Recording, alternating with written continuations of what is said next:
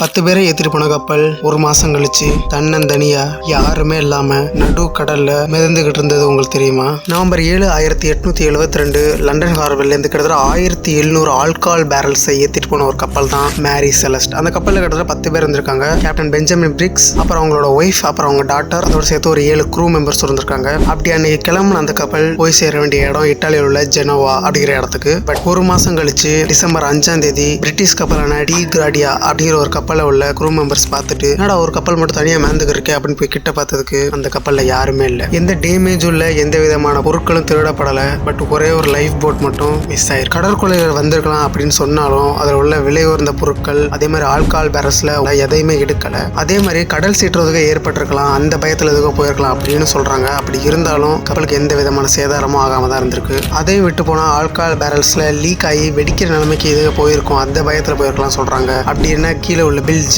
கீழே ஒரு இடம் இருக்கும், அந்த இடத்துல டேமேஜ் ஆயிருக்கலாம்னு சொல்றாங்க. பட் என்னதான் இவ்வளவு தியரிஸ் இருந்தாலும் அவங்க ஏன் அந்த போட்டை விட்டு வெளில போனாங்கன்னு இன்ன வரைக்கும் மிஸ்ட்ரியா தான் இருக்கு. மறக்காம சர்ப்ரைஸ் பண்ணுங்க.